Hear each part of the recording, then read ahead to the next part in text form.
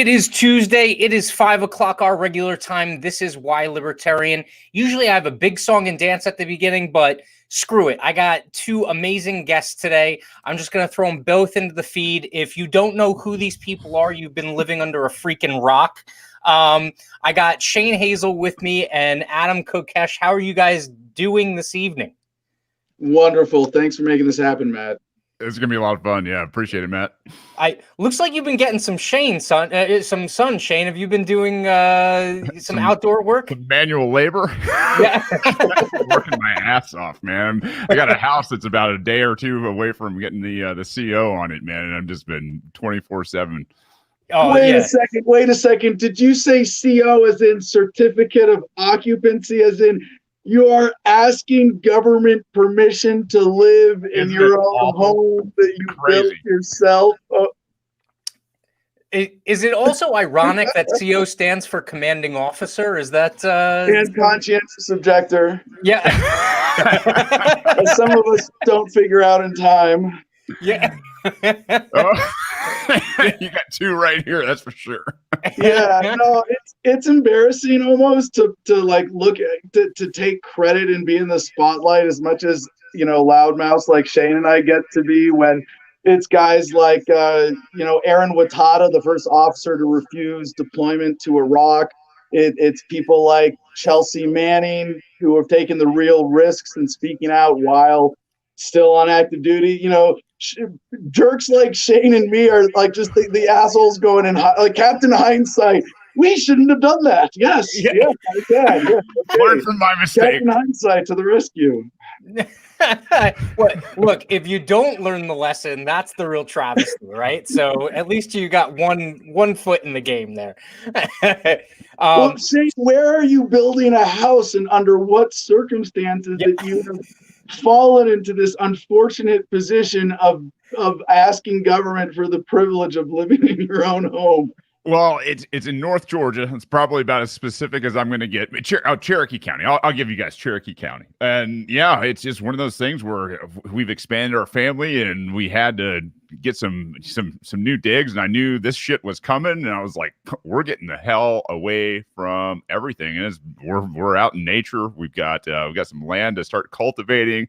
We've got natural game. We've got food plots going in. And I mean, I'm excited, but I'm not excited for what's coming to America here in the very near future. That's for damn sure. Sounds like you're hedging your bet. That's what you do when you get kids, man. You know me, ever in high libertarian fashion, ever the contrarian. Got to point out, you got out there, but you didn't get far enough out to actually be able to avoid government permits. And they're playing here. You know, I'm a big booster of my community here, the Juniper Wood Ranch in northern Arizona, where it's at least officially a complaint only zoning enforcement system, and we're pretty much free to build whatever we want and live however we want. And it's funny the timing. I have a house being delivered here when I get back from my honeymoon with my wife Samantha mid-January. And this is my compromise. I'm still not asking for government permission for any of this, but my compromise is getting a semi prefab home, and like we're getting one of those like prefab shed style buildings, but it's 16 feet by 40 feet as the main building for a house, off grid 1 bedroom. But to me, the compromise is I'm not building something that's passive solar thermal mass and like perfectly self sustaining, but we have enough wonderful wood out here for firewood that we can burn wood and heat our home and live happy off grid that way. But no, to me that was an important part of the leap to living off grid. I'm down 3 miles of private dirt road, and we've had some tangles. We've had some unfortunate run-ins with government out here, but by and large they leave us alone, and I like it that way. That's pretty good. That's as good as it gets nowadays, which is a sorry state of affairs, I think. But so really quickly, just a reminder, anyone, if you have comments or questions, we'll definitely share them here with Adam and Shane. But all right, so before we get into, there was two things I wanted to hit on, right? There was the stimulus, which is what everyone's like stirred up about like yesterday and today, all right? And then the second piece of it is something that kind of hits home for both of you in terms of military service and kind of the pro-war agenda that seems to not even be quieted, but gaining steam in this country. So let's tackle the first one first. And I really don't even want to talk about the $600. Okay. What I really want to talk about is, and if I can pull this up without mucking it up here, what I really want to talk about is something that a couple of people who, what's interesting, come from very disparate backgrounds said about this bill. All right. So Mike Lee from Utah basically says that the bill was plopped down on his desk. I think it's the third of 4 tweets here. Unfortunately, the bill's been packaged together with a much larger government spending bill that's bursting at the seams. He said it's 5,593 pages of legislative text. And he essentially had less than a day to analyze that, which, unfortunate to say, is not anything surprising of the government that we have nowadays. And then just to show everyone that this is not like a crazy, Republican versus Democrat thing, or, libertarian, propagandist type of thing. We have our favorite House Representative Alexandria Ocasio-Cortez basically saying the exact same thing. Now, here's what's interesting. AOC voted yes on the bill, despite feeling like she had a gun to her head. And Mike Lee voted no on the bill. So there's that. I'm not going to get too far into that analysis. But my question to you is, how the fuck did we get to the point where we have 5,500 pages of legislation that just gets dumped on legislators' desks, that's negotiated by 2 or 3 people behind closed doors, and then they basically say, all right, you can't amend it, we can't debate it on the legislative floor, we can't have an open discussion with the public, just you have to pass it or you're killing grandma. How did we get to that point in America? Now, they've been waiting for this moment for a long time. Any disaster that they think or can synthesize, they've had this in the wings, waiting for such a moment. And to have the country as divided and as desperate and hateful as it is, it's what we do overseas before we go in, through psychological operations and economic sanctions and everything else, where we make people extremely desperate. We divide on every nuance that we can, and then they come in and they go, hey, we're going to do this, and what's going to happen? Nobody's really going to be together to stop them. But I'll tell you right now, I think this is going to backfire big time, and I'm still kind of just shocked that people haven't picked up arms yet. And I hate the fact that I'm even saying that, but it's just like, Jesus Christ, like nothing's going to stop these guys. Oh, hold on, Shane. Before you jump ahead in that direction, let's step back for a second here. I thought you were going to have a better historical perspective on this. Remember the Patriot Act? Yeah. The USA Patriot Act? Remember Michael Moore, of all people, driving around the Capitol trying to read those, I don't know how many hundreds of pages. There was a terror attack. We have to respond with a lot of pages of legislation, and you go, well, even then, it wasn't anything new.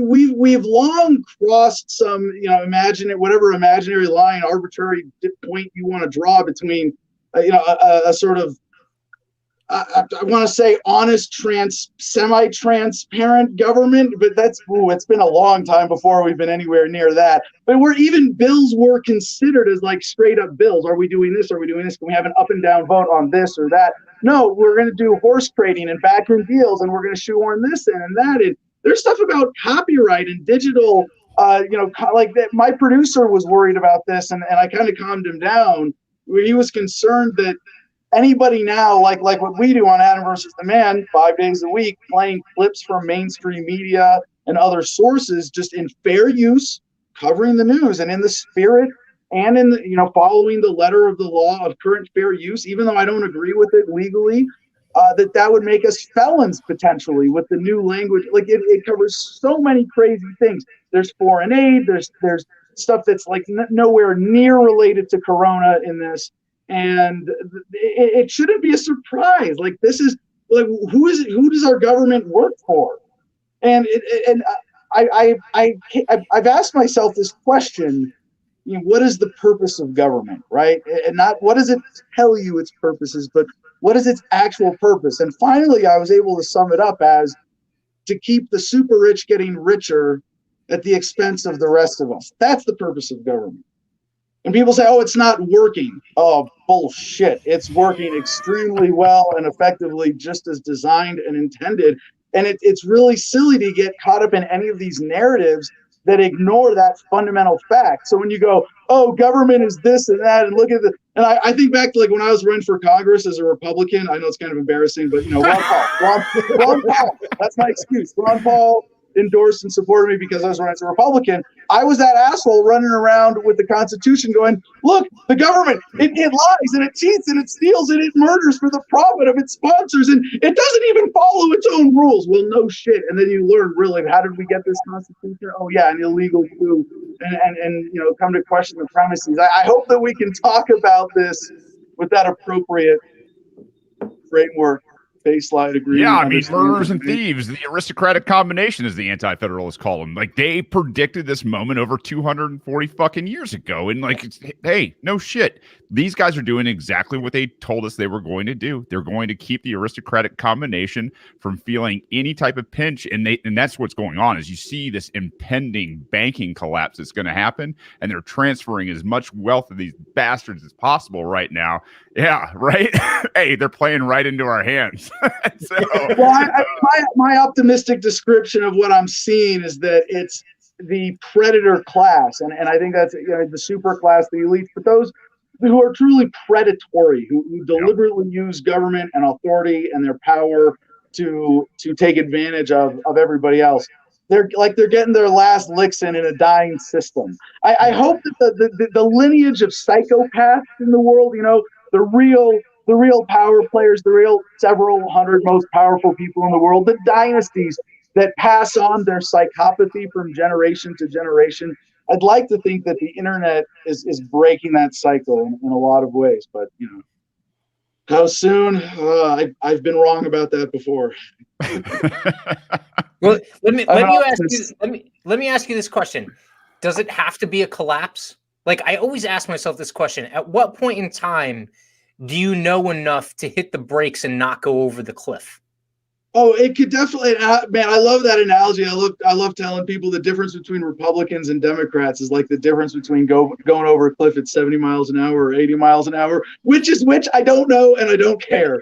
But no, it doesn't have to be that way. And I'd like to think that one of the cool things that I'm a part of, and that you guys and the evolution of the libertarian movement conversation is very forward-looking and asking these bigger questions.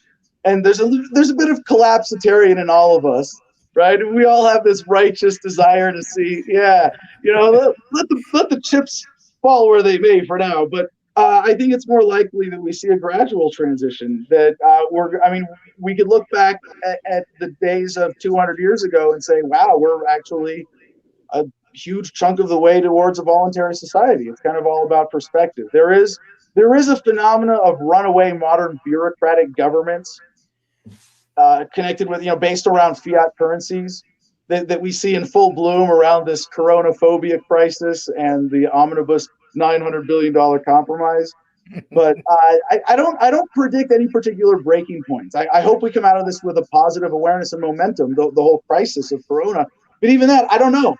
Maybe we have a new version of the government racket until it's fully phased out of this bio-terror whatever nonsense. Yeah, and the thing, I mean, in count our lucky stars, I think we have been extremely slow to violence as a people, given what is going on and the fact that we have remained mostly peaceful. I mean, the overwhelming majority. The violence in the street narrative, Antifa, BLM versus that silly, fringe, insignificant, played up drama bullshit. It just proves the fact that most people want to live their life. They want to be left alone. They want to be peaceful towards their fellow man, and they have Philadelphia in their heart, man. And that's the thing, is like, you can live next to somebody who you totally damn disagree with, and as long as that guy isn't coming over and murdering, raping, assaulting, kidnapping, and doing all the horrible shit that the government does, hey, we can make some shit work, man. What are the chances? What are the chances that this opportunity right now, right? Like, there is so much ire right now, okay, that it just passes people by. I mean, shame on us, right? If we don't do something to, like, I mean, Shane, you've already said that you're pushing to get the LP's nomination to basically hold Kemp's feet to the fire, and expose him for the non-Republican that he is, right? The non-constitutionalist that he is. Adam, I know you've thrown your hat in the ring in the past for to be the the presidential nominee for the Libertarian Party, and I have no doubt that you're going to continue to try and do great things like that. But what are the chances? I mean, like, one of the questions I opened it up to people online, like, one of the questions I got was, if the recent governments and their activities haven't put people off of voting for the establishment, A or B kind of choice, what are the chances that they end up voting for libertarians, or just in general for more liberty and freedom? Well, that is one point where there might be a sudden shift in the political realm and towards the LP. And I would suggest, I don't know the answer to this question, but I do believe that the progress towards a voluntary society is inevitable. And in the political sense, it could happen by a complete collapse of the system. But if the LP is the driving force, there's still two strategies or sort of positive outcomes by which we achieve it. And one is, we have a libertarian moment and we nominate someone who can get America's attention with a meaningful alternative, as I was suggesting with localization, dissolving the federal government in a peaceful, orderly bankruptcy process. Obviously, that would be a sudden shift point, right, in the course of human events. But I think the other outcome might be more likely that, I mean, you look at who was the winner of the 2020 election: drugs and the people on them.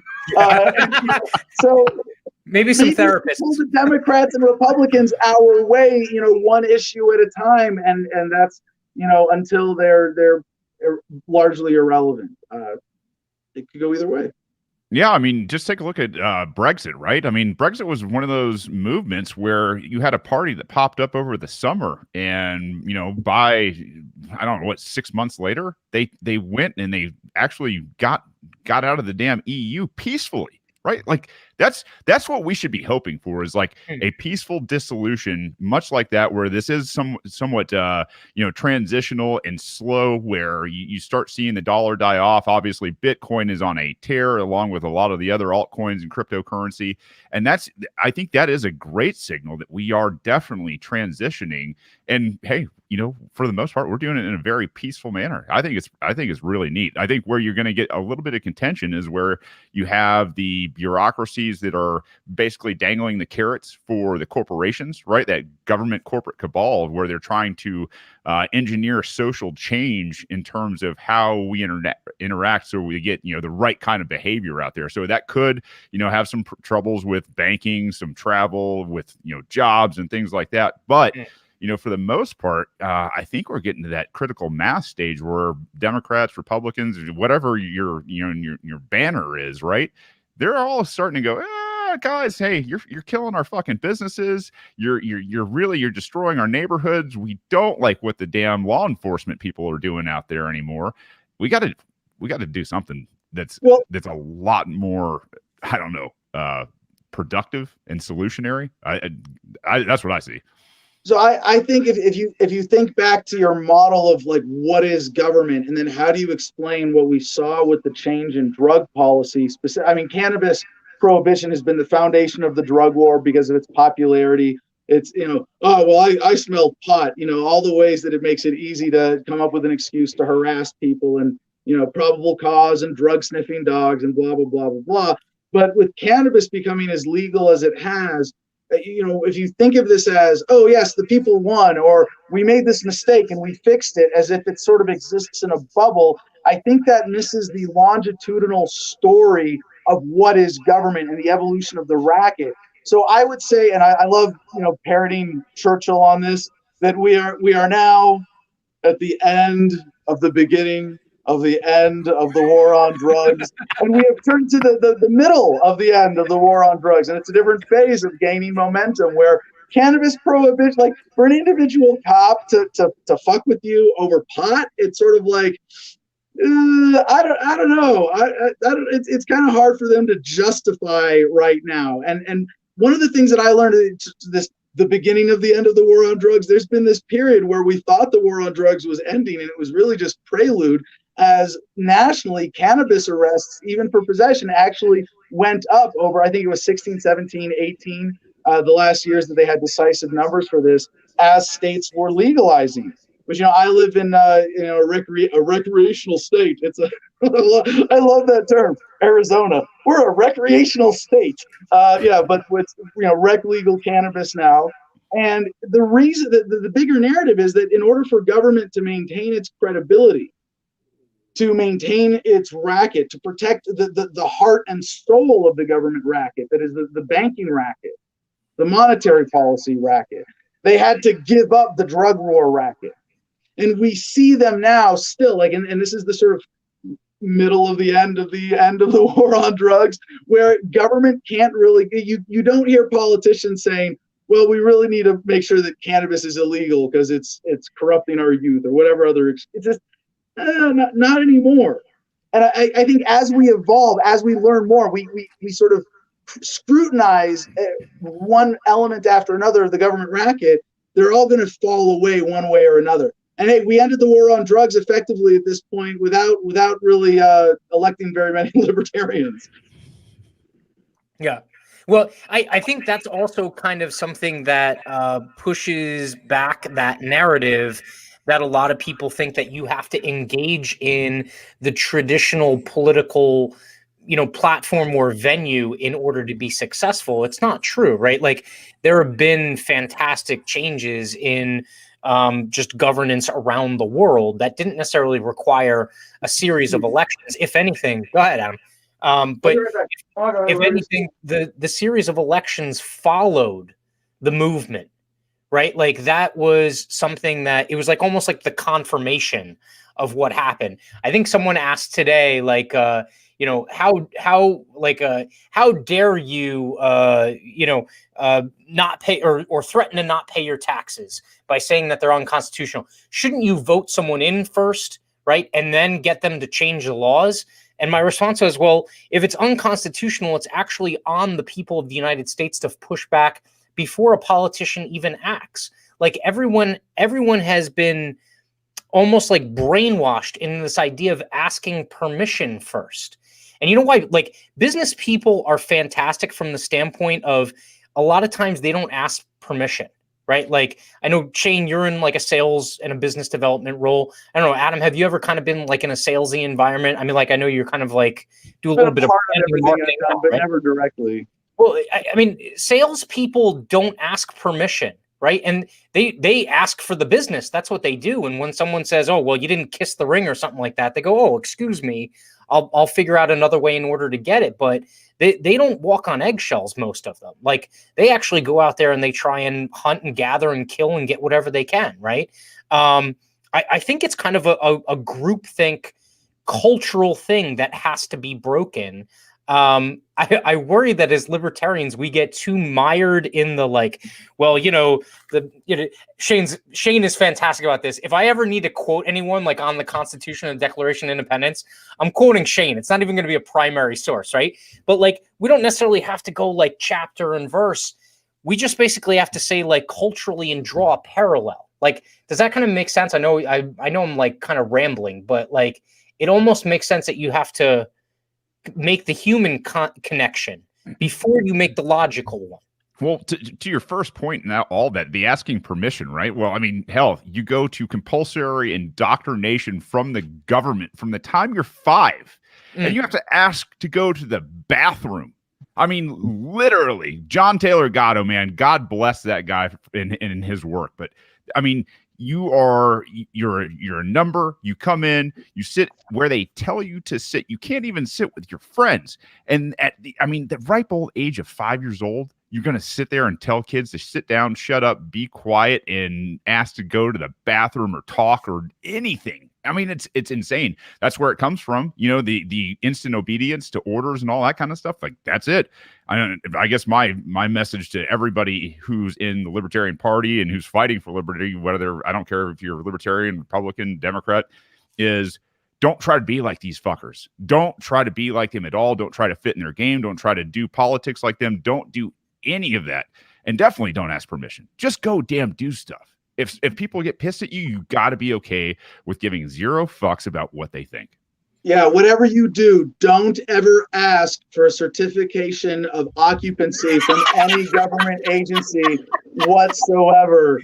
That would be clearly the product of I'm on a only timeline, years Adam. and Damn it. years of obedience training and conditioning, putting you in a slave-like, dog subservient mentality. I mean, only if you had that conditioning of cemetery row seating in a government school system would you ever ask a government agent for permission to live in your own house. Now, I mean, in a way, I couldn't agree with you more, but I think in a way I would have to step back and, as a I don't know if I'm more of a libertarian or a contrarian, because I always seem to put me in front of a libertarian audience, I'll manage to piss y'all off too. But I might say that libertarians have been brainwashed into appealing to authority such as the Constitution or the Declaration. And that even the way you frame that question, Matt, suggests that, that's how we beat the system, is by the document which gives the system its foundation of power. And I know you guys probably don't want to take this huge sidebar that I love and geek out on the history of all this. But if you go back, if you are a constitutionalist and you define that in honest, complete terms that says, I believe that a society should, have a country with a national government that puts its authority down on paper in a constitution that is a written agreement between the government and the citizens, and that its powers are clear and out in the open and, consented to by the government and blah, blah, blah. Well, then you have to be against this Constitution that we have that authorizes our current federal government today, because it's the product of an illegal coup against what was the lawful Constitution, namely the Articles of Confederation, which is what the founders fought for. And I make an important distinction between the founders and the framers. The founders were the ones who said, screw you to King George. We're out of here. We're going to be our own thing now. We don't want to be part of your empire anymore. And we'll fight and die to assert that independence if we have to. And then the framers who came in and created a new strong central authority illegally with a strong armed coup against the Articles of Confederation in order to create a stronger central authority, in order to have a central bank and a military, things the founders were largely against, anything that they would have called a standing army. And this is the greatest perversion of Americanism today, from freedom to militarism. And it is taken over, just touched every aspect of our lives with this statist authoritarian mentality that is, I think we have to break through at the fundamental level. So Matt, to the first part of your question, about communicating as libertarians, I think the Constitution is a losing battle. I think not only is it intellectually dishonest and fundamentally an illegitimate argument, and it reinforces the idea of appealing to authority, but it also loses people. People don't relate to that. What Shane was saying about Brexit, I think showing people that you can have a government based on your needs as a community, that you don't have to be forced into a centralized system, and talking about issues that matter to them. And I hate to sound like a cliche political consultant, but the three top issues in this race are jobs, jobs, and jobs. But you talk about, this thing about productivity and individual initiative. Just funny coincidence, I was watching Dave Chappelle's Unforgiven special, where he talks about, as an artist, as a victim of the entertainment industry, that he's not going to be a part of that anymore. And he said one of the stories he tells in that results in a guy getting in his face saying, "Never get between a man and his meal." And you want to talk about reaching people right now? Yeah. Like that's what you got to be speaking to. It's not, hey, this omnibus bill is unconstitutional. They stole $2,700 from you and they're bribing you with $600 of it. Yeah, you didn't want to talk about it. Tough shit. That's the meat of it. It's the economy, stupid, as James Carville said. Yep.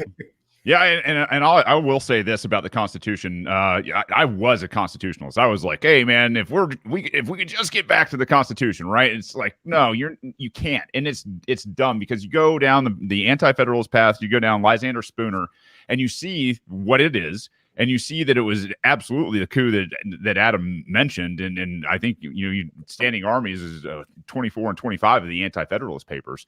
They are awesome. And they go into detail about all of this kind of stuff. I will say it is a tool for meeting them and saying, hey, look, you guys swore an oath to uphold this. And if you fucking know it, you can sit there and just bash them over the head with it as a weapon. You know what I mean? And say, hey, listen, you guys are full of shit. You're not fulfilling the quote unquote contract. It's all bullshit anyway. Obviously, you guys think so too. And now we can move on to a more civilized society of volunteerism versus a contractual piece of bullshit in terms of what we now know as the Constitution of the United States. So I'm not. I don't want to disagree like intellectually. I'm sure everybody would say in that message. No. I want to disagree strategically. All right, and in psychology, right? My background is in psychology. So that's my undergraduate degree. By the way, I'm starting a new veteran service organization called Homefront Battle Buddies for vets to seek therapy and treatment and community outside of official channels. And for me, I mean, there are a lot of reasons, obviously, I mean, to be able to explore all sorts of alternative therapies. But like I committed war crimes in Iraq, and I was able to come to peace with that before it became an issue. But it wasn't something I was like, oh, let me talk to someone at the VA about this, So I think it's a really important niche right now. But to the question of, the strategy, Shane is saying, let's beat them over the head with it. I not to jump to the cliche, but I want to lift people up with love, not beat them down with obligation and duty. Even politicians that I don't believe in. Even the murderers and thieves, you want to lift them up with love? Come on. Well, okay, so there's a certain point where like where do you get to use violence that's in accordance with the non-aggression principle when it's defensive, right? And if you were actually intervening, but that's not what we're talking about. We're talking about having a conversation and uplifting the conversation. And I'm not doing very well right now with the numbers. I got no problem saying that, having been shadow banned and censored and kicked off of YouTube, temporarily banned. I mean, you can look at my numbers like on Facebook, even, where I've got like 25,000 people following me on my personal page, and I get almost zero engagement. And you're like, I don't know about that. And so, we have to fight that anytime you have an alternative message. But I see a lot of people in our movement, compromise that loving spirit that really is behind libertarianism in order to employ some of these, I don't want to say aggressive, because I don't have a problem with being aggressive, or deliberate or intentional or purposeful in an aggressive way, but that are combative and demeaning of other people as opposed to lifting up. And I think that in some way fundamentally contradicts our message and is probably not as effective strategically as staying on positivity. I would rather have a tiny show and struggle and not make money, but know that I'm regularly getting emails from people who are telling me they want to get out of the military. How do I do it? And I send them to GIRightshotline.org to go through the other CO process, the good one, the conscientious objector one. And I'd rather have a small show and know that I'm having that deeper impact than compromise on that in order to sort of play their game. Like I avoid a lot of the, like I told you earlier, Matt, there are neocons taking over the Biden administration. I have deliberately ignored that on my show. I have not paid attention to that in the news, because to me, it's not news. It's personality, conflict, distraction, drama, bullshit, propaganda, all that. Well, to that point, and to your earlier points, to me, government is power, right? I mean, money is just a fictitious thing that we made up, right? Whether it's cocoa beans or if it's gold or if it's paper, it doesn't matter, right? It's how we keep score, right? But truthfully, I think at the end of the day, it's power. That's what it is. It's the centralization, or, hopefully the decentralization eventually, if we have our way collectively, of that power, right? And I think that deploying of that power, that's what basically, kind of governs a lot of this stuff. Like, I mean, we have a question here from someone who's watching, and they're basically saying, how can the government justify legally still scheduling cannabis as a narcotic, even though there's, medical benefits, and all of these other states have basically said that you can either use it recreationally or medically, right? Go for it, right? It's a freaking plant, and the government decided one day that they could sell it as a boogeyman, right? But the reason why they sold it as a boogeyman was because of power, right? They wanted to show you that you couldn't do that, and they chose that as a vehicle. It's the same reason why the DEA just in general is problematic. It's because it creates criminals out of people who are just everyday citizens, and it uses the fear of propaganda that it stokes up to basically institutionalize control, okay, and to expand power. Am I kind of connecting those dots right?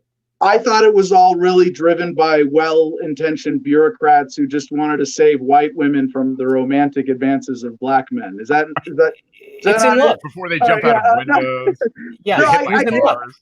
You might be overblowing it a little. I think government is more opportunistic. Like, again, to connect it to the stimulus, this $900 billion compromise, did the government make Corona in a lab or not? I don't care. It doesn't matter. It's a sort of regular event in the global human petri dish.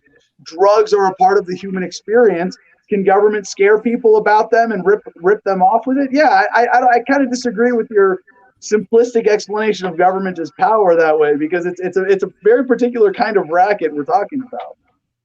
Well, I mean, in what they call the black market too, right? Is like, hey, if we criminalize something that grows from Earth, just like, I don't know, CO2 and everything else that's out there that's natural and human, and it's just one of those things where you go, oh, hey, now we can start bureaucracies based on this, and we can fleece the taxpayers for even more fucking money. And it, DEA, CIA, FBI, you name it, the alphabet soup that runs all these backroom deals right there with, with all this kind of stuff.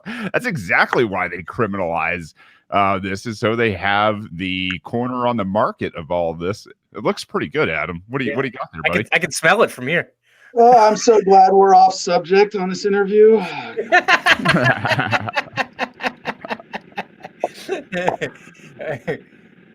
But yeah, the whole thing is, I mean, government doesn't give a damn about any of its own laws. It's foolish to think that, oh, how can they do this? Well, it's because the people let them do it. If the people were like, hey, no, fuck you, we're going to shoot you back, like, it would stop.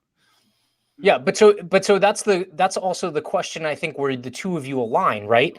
If you take away that power either by voluntarily choosing not to allow them to wield it, or also, like you said, Shane, when they aggress to then defend yourself, I think that might be that middle ground, right? Like, I don't know if you necessarily walk down the street looking for a fight, right? But at the same time, you have the right to defend yourself and your person as part of your property.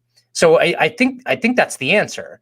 For me anyway. I mean, someone else might look at it and come to a different conclusion, but no, I think that's really interesting, is the idea that so many people are sitting out there kind of like, waving the Constitution as this, like, end all be all type of document, when truthfully at the end of the day, it's just like, it was just a minimalized amount of institutionalizing all of the problems that we have now, or it was the gateway drug. We'll take that full circle. It was the gateway drug to what we have now, basically. Adam's just taking that in. He's thinking about it. Yeah, this makes you thoughtful. I think to go back to drugs, because drugs are way more fun to talk about than government, right? To go back to drugs, this idea of like coming to the end of the beginning of the end of the war on drugs to transition to the middle. One of the most horrific things they did to cannabis is they made it so legal that it's not even fun to smoke anymore. I look silly and childish smoking it on this broadcast as this like great act of defiance of federal law. Yeah, it's not punk rock anymore. Nobody cares. Nobody cares. It's not a big deal. But well, what's on the horizon with psilocybin and MDMA for PTSD in particular, that I'm very, very excited about.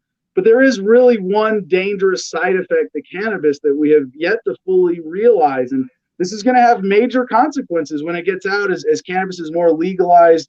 And it's not about that, some white dude like me can who's a veteran who could get a medical card anyway, can now smoke it without worrying about anything, right? It's not even that, kids with seizure disorders who are having their lives saved by CBD are able to get that kind of relief. But it's like the John McCain's of the world, our friend Ernie Hancock of Freedom's Phoenix here in Arizona used to say, we're just going to have to wait for some of these statists to die. Well, cannabis might be a shortcut in a lot of positive ways here, where if they just get high first, because, their neighbor took it for glaucoma and it worked for them and didn't have any side effect. Oh, well, let me try some of my neighbor's glaucoma medication. Oh, I'm so bad. Here's the thing: the dangerous side effect is that because government has lied to us about cannabis for so long, you cannot smoke it today and not realize that government is totally full of shit. And who knows what the hell is going to happen when everybody gets that side effect in full effect. Yeah, and Adam said something there in the beginning. It makes you think, and it makes you empathetic, right? It gives you this Philadelphia, and it's an amazing substance. And Adam will probably agree with me on this. He probably saw it in his time at boot camp. They don't at boot camp. Guys get through boot camp in the Marine Corps that should have, what you thought should have fucking never got through boot camp, right? And you're like, it takes some of the mystique and pride out of it at graduation. When you look at the guy next to you, you're like, how the that fuck motherfucker graduated too, goddamn! Oh, you see guys come in. They got him. He got the EGA, same as I did. Really? Oh, right? That piece of shit. No, he's in my formation. He's right there. Yeah, there are those guys that steal, guys that will take the shit from their bunkmate, people that will beat the fuck out of you for looking at them the wrong way. Fat asses who should have probably you couldn't pass a PFT, a personal fitness test, if they didn't want to. But the one motherfucker in the platoon they get rid of, guess what? He pops on his piss test right before he goes into camp. That's the one dude they get rid of always. And a lot of those guys like me, would end up being good Marines. I think I was a great Marine for the most part. Like you look at my pros and cons, my proficiency and conduct marks. They're always in the. I wasn't excellent. I don't want to like brag, but I was a good Marine. I mean, I made sergeant within just a few years as a reservist. I heard what was it? Not exceptional, but pretty good. And even when I got back from Iraq, like I started smoking pot again. And I think that's the bigger threat, is that they know, and it's not just the actual effect of cannabis, like take all of the psychological effect out, but just the experience effect of, oh yeah, government's full of shit. It really does make you want to question everything. And at some point, America has to finish, I think we've started, but we have to really finish asking this question. Well, if that's what this is, and government made it illegal for so long, why, and what does that tell us about government itself? And I'm pretty optimistic. In my book, I call this the asymptote, the acceleration, exponential acceleration of the human experience with technology and productivity and the quality of life value of an hour of human labor and so on and so forth. And there's this incredible acceleration happening, and just all of these things that we're talking about, even if it's gradual, even if we pull society towards libertarianism one issue at a time, and libertarians never win any big elections, that this is the inevitable progress of humanity, and it's accelerating. It's going to, in a way, even fighting over politics sometimes seems like, rearranging deck chairs on the Titanic when we're all about to upload our consciousnesses into computers and robots and populate the cosmos and who knows what else. That's the emperor has no clothes moment. right? It's like when the first person to point out, like, that dude's fucking naked. Like, that's the first time, right? Like, it's the little kid who has the purity of being able to look at something and be like, wow, that's full of shit. And then you're like, wow, everything else is probably full of shit too. Like I love that analogy. We don't have to wait for the McCains of America to die. We just have to dose the water supply. And if they all get woke by smoking cannabis, then they'll live longer as well, because it's an anti-carcinogen. It has so many other positive health benefits. It makes you more likely to survive corona because of the anti-inflammatory effects in the lungs. At least we need a disclaimer on this so it doesn't get censored everywhere. This is not medical advice. This is parody only. Yes. Don't censor Matt. You don't want to smoke anything with pneumonia. We could have a I don't know, name your favorite kind of aid rally cry, but whatever it is, to get all of the state senators and legislators to stop by the table. We could do a bake sale right on Capitol Hill. Not really tell anyone. We might get in trouble. I don't know, but we can always fib a little bit and just say they're gonna live. It's no worse than sugar. Some fine print on the individually wrapped things. I don't know, but yeah. I think that I see more and more stories where it seems like we have more people on the inside working their way up subtly here and there. Maybe when they inject everybody with the COVID vaccine, it'll actually be LSD. I don't know. Just maybe we got someone on the inside who could pull something off like that. By the way, did you guys see the fake COVID test or fake COVID vaccine injection on TV where they had the syringe with the plunger already down? Yeah. Oh. How is that not bigger news? So you know what the rationalization is, right? The rationalization is it's a media event. Okay, I'm not saying this is what I take from it, but it's a media event. So like, did you also see the video of the nurse who fainted? Okay, we can't have Mike Pence faint on C-SPAN after getting the vaccination, right? Yeah, like that ruin things, right? Right? They're all fake. So all the TV ones are staged now? Is that what you're saying? I wouldn't put it past them. I mean, seriously. You can't put it past these people. No way you can put it past them. They would definitely stage things like this. And on top of it, you got social media blacking out anybody who talks about the vaccine in other than favorable circumstances now. Like it's just, can I ask you guys a question then? Because this is the big one. If we can use the last of our time together, perhaps more productively than bullshitting like everything we've done so far. Which has been just useless nonsense.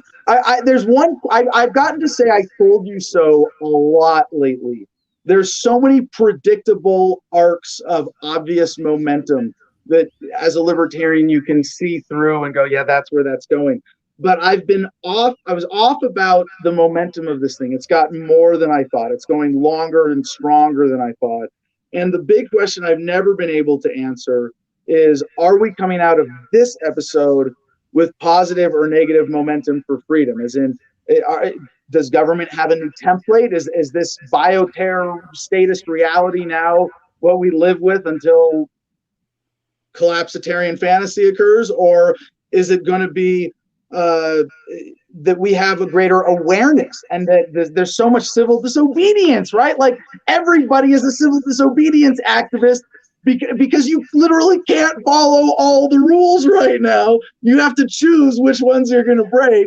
And there's so much more to it than that. But I can't tell. I can't decide if it's positive or negative coming out of this. What do you think, Shane? I think it's overwhelmingly positive. And maybe I'm just the eternal optimist, man. I try to find the good because, I think it's just a practice habit, right? That gratitude where you do see people like left, right, center, whoever it is, they're like, no, you're not sticking me with that. It's a rush vaccine. I'm not doing it. I don't care what it costs me. You're not going to stick my kids. And if you try, things are going to happen, right? Like that's a good thing, right? Like that is this drawing a line in the sand. And I wish more people would do it and find each other and sit there, and realize exactly how not different they are. And I don't know. I'm very I'm inspired right now. I mean, I wouldn't be doing what I'm doing in terms of looking at 2022 already if I wasn't. I mean, there's something happening, and I think I said it back in March. This country's headed in one of two directions. We are headed towards the worst statism we've ever seen with a collapsing empire, or we are moving towards the most free, voluntarist society that we've ever seen on Earth. I think they overplayed their hand. I think that's what happened. I think they got used to not having any pushback, okay, or limited amounts of pushback, and they overstepped the line. And normally, if they overstep the line like a little bit, you could always like rein it back in, right? Like you see it with the freaking stimulus, right? Like people are pissed. All right, we'll give you a little morsel, a little crumb, so you shut the fuck up, right? They couldn't do it this time, okay? To my wife's credit, she said the moment that people are going to start thinking differently about like public health and vaccines and stuff like that is when they start mandating it for adults. Because when you do it for your kids, it's always like, well, I don't want them to die, or I want to do it for their health or whatever. When it's for you, all of a sudden you think a little bit differently. Well, right? Let me push back on that for just a second, Matt, because from my analysis, it's pretty clear. And by the way, Shane, I remain absolutely optimistic for the long run, but I just mean coming out of like this episode. And so, Matt, to this idea of mandatory vaccinations, I don't think they're ever going to come out and say you have to get it because you live here or because you're a U.S. citizen. It's going to be a sort of step-by-step bullying into it that we're already seeing, as in you can't fly unless you have the vaccine. You can't have that job unless you have the vaccine. Eventually, it might come down to, well, you can't go to the DMV and get a driver's license if you haven't had the vaccine. And I don't think it's going to get quite that bad, but that would suggest that they know, like they're not as dumb as you think. And I like the overreach, I know that. The predator class getting their last licks in a dying system don't mind going a little too far and compromising the credibility of the system to have this one last feeding frenzy of statism. But they're not so dumb as to just let it get out of control to, oh, yes, everybody mandated vaccines now. Yeah, well, but to your point, I agree. I think, and Eric DeJuly has talked about this too. It's not going to be some kind of blanket ban, because you already saw that. So I'm from New Jersey, right? We saw it with a measles outbreak with Hasidic Jewish population in downstate New York State. Okay. And they put through this blanket requirement, and it automatically people identified it. They identified it as an anti-Jewish thing. Okay. Because it was predominantly affecting that group, but it was also affecting everyone else. Okay. It just so happened that there was a homogeneous group of human beings that they could kind of point to and say, all right, this is inherently against this group of people. So I think they saw that didn't work. Okay. I think they've seen it hasn't worked in the past. I agree with you. I think it's going to be, to get state funds, you have to have a certain amount of people vaccinated. To get, once we have like Obamacare, to get reimbursed, you have to have a certain number of your patients vaccinated for COVID and things like that. But I also think, to your point, Adam, I think the American people are beginning to wake up, and they're those two dots that are separated by that one middle point that it was a little hazy. I think they're starting to see it. They're starting to understand that the method of control is not direct authoritarianism. It's like this stealthy shit that they do behind the scenes that is more like chess pieces and less like, a stick that they. And now people feel it. They feel like they're kind of being pushed. It's instead of these distant barriers of, well, you don't get to keep all your income. Well, you have to follow these regs and get these kinds of certifications of occupancy in order to live in your own home, kind of thing. Now now more Americans are feeling the walls of the cages as they're bumping up against them, right? Yeah. Well, I definitely would agree that that's part of the experience right now. I remain skeptical. I want to be cautiously optimistic that leads to some direct awakening. I have more hope for pot than people's ability to face Americans' ability to address cognitive dissonance. It might not be punk rock anymore, but he's getting the most out of it.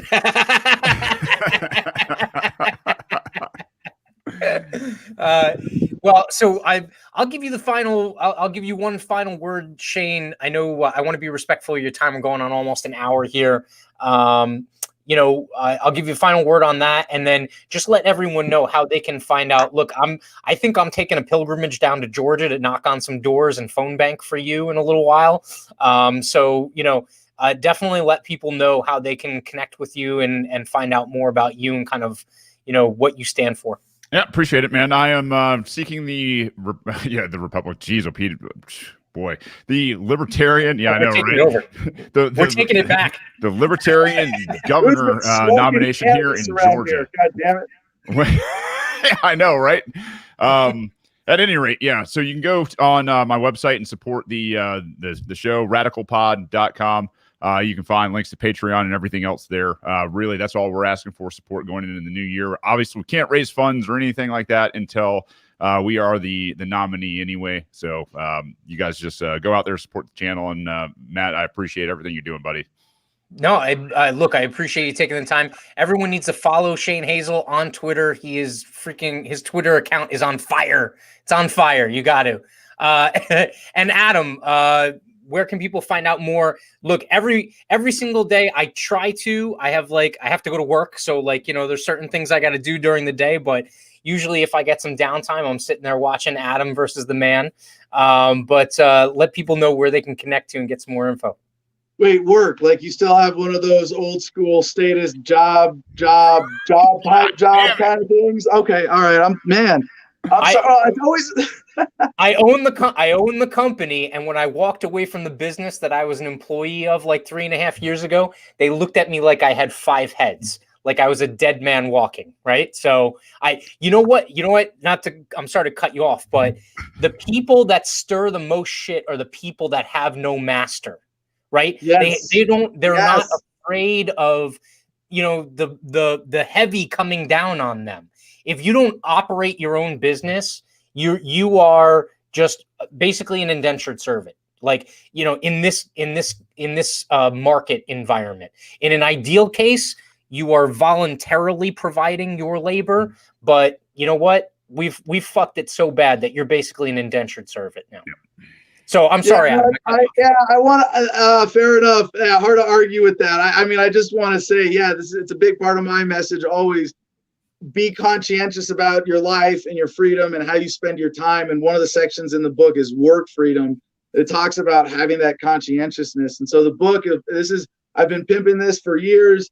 Free in every digital format at thefreedomline.com. That's my main website. Awesome. We are also live Monday through Friday, 9 to 11 a.m. Pacific time for Adam versus the Man.